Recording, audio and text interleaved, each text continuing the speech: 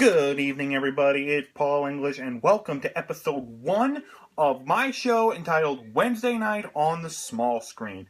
Now, every Wednesday night, I'm going to come to you with a different show, and I'm going to talk about it.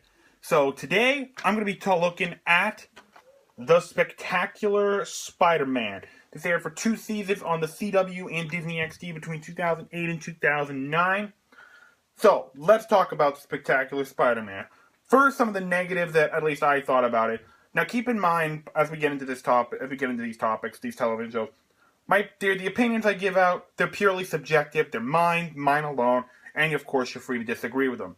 So let's jump right in. First of all, some of the negatives I found with this show, the theme song.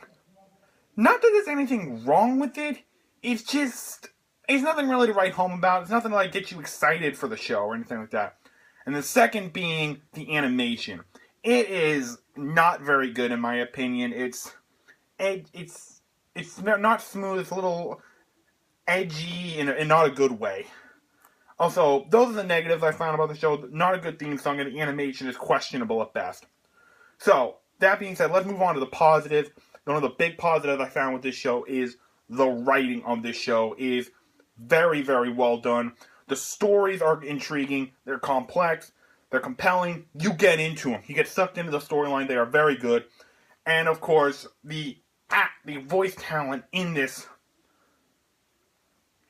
show, the characters are, pardon the pun, spectacular. Very good characters, and the voice talent behind it is very well done, including, headlined, of course, by Josh Keaton, who provides the voice of Peter Parker and Spider-Man. I really love the way he portrays both Peter Parker and Spider-Man. He got the wisecracking jokes all the time, which angers his villain so much. But then, of course, he also brings this pain to Peter Parker.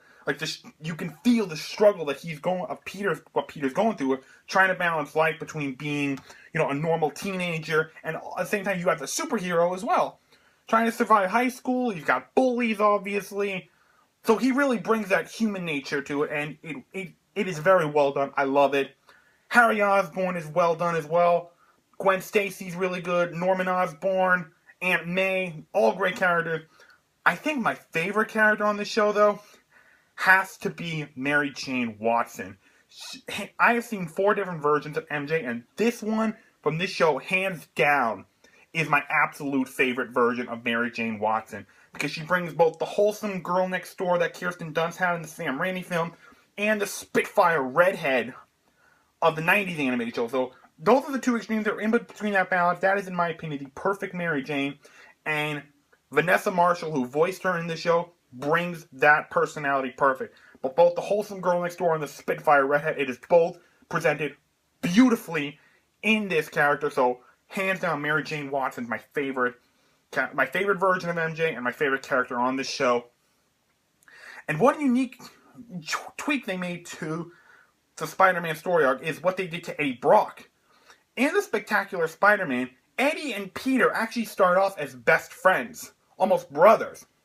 See, Eddie went to Midtown High where Peter went, and he was the only one who really looked out for him. You had so many bullies like Flash and others picking on him. Eddie was the only one who stood up to him. He was, the football star and all that, but he did stand up to Peter. He was also smart, and I really like how they handled that.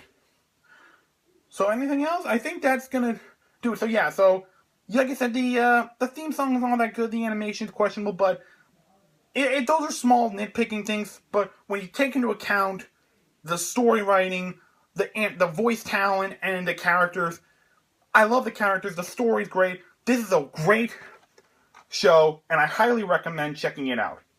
Now, there's a particular reason that I chose this for my first show to talk about, and that's because, piggybacking a little on what Jack was talking about for his Monday show about casting for the new Spider-Man film, one of the rumors I've been hearing is the potential title of the new Spider-Man film being called The Spectacular Spider-Man.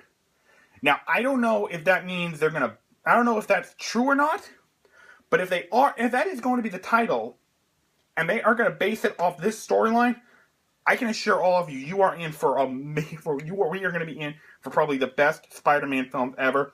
This is a solid show. I highly recommend checking it out. And if they're going to be basing the movie on this, we are all going to be in for an amazing set of movies. Alright guys, so that's going to wrap up episode 1 of Wednesday Night on the Small Screen. Don't forget to tune in every Wednesday night for Wednesday Night on the Small Screen. And also check out the other shows on Nerds United 1.5. We're growing, we're expanding, we got plenty more coming. So I will see you next Wednesday. Have a great day.